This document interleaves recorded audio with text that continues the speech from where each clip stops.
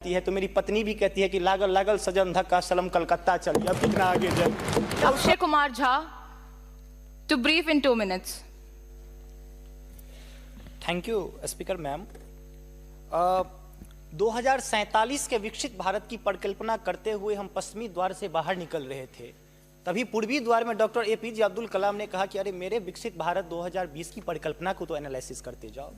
माननीय महोदय, मैं कहना चाहूँगा कि 2047 में विकसित भारत बाद में बना लीजिएगा, पहले APJ अब्दुल कलाम के सपनों का 2020 का भारत कहाँ गया उसको तो एक बार एनालिसिस कर लीजिए।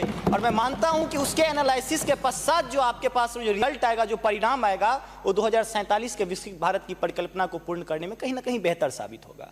मैं उस क्षेत्र से आता हूं जो बिहार को 2 भाग में बांटती है, एक नॉर्थ बिहार, एक साउथ बिहार। हमारा मिथिला का रीजन 6 महीने बाढ़ के पानी से ग्रसित रहता है। जब मैं राज्य सरकार से पूछता हूं तो कहती है कि विदेश का मामला है भैया, नेपाल पानी छोड़ देता है, मैं क्या करूं, उधर से चैना डैम बना देता है। अब तो राज्य में भी सरकार आपकी है, केंद्र में भी आपकी है, तो प्रभु कृपया कुछ तो मदद कीजिए।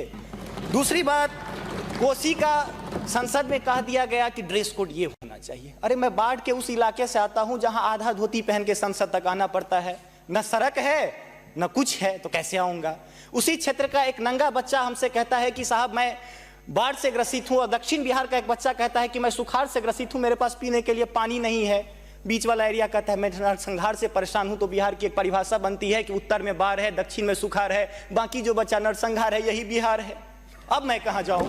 तीसरी बात मैं आता हूं कि आपने तो राम जी को अयोध्या में लाकर स्थापित कर दिया, जरा उनके ससुराल मिथिला पर भी ध्यान दीजिए। माँ सीता कब कब अग्नि परीक्षा देगी, उनके पुत्र हम कब कब अग्नि परीक्षा देते रहेंगे, हम पर भी तो थोड़ा ध्यान दीजिए प्रभु। बाढ़ का पानी जब हमारे बिहार से निकलता है तो लगे लगे बंगाल चला जाता है, और जो भी हमारे पास रोजी रोटी रहती है खत्म हो जाती है। तो मेरी पत्नी भी कहती है कि लागल लागल सजन धक्का सलम कलकत्ता चलिए। अब कितना आगे जाए।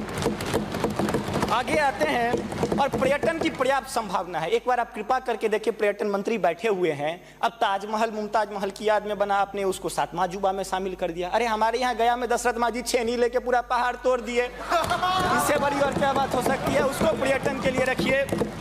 और ये जो भूखमरी, बेरोजगारी और शिक्षित राज्य की जो हम पर वो जो पीठ पर धो रहे हैं, वो हमको इसी तरह की कविता याद दिलाती है कि तू सिंह मारती गैसी, मैं कोने में दुबका बैल प्रिय, मैं पीपल सा सीधा साधा, तुम उस पे लटकी चुड़ैल प्रिय। तो ये अशिक्षा, बेरोजगारी हम पर चुड़ैल की तरह लटकी है।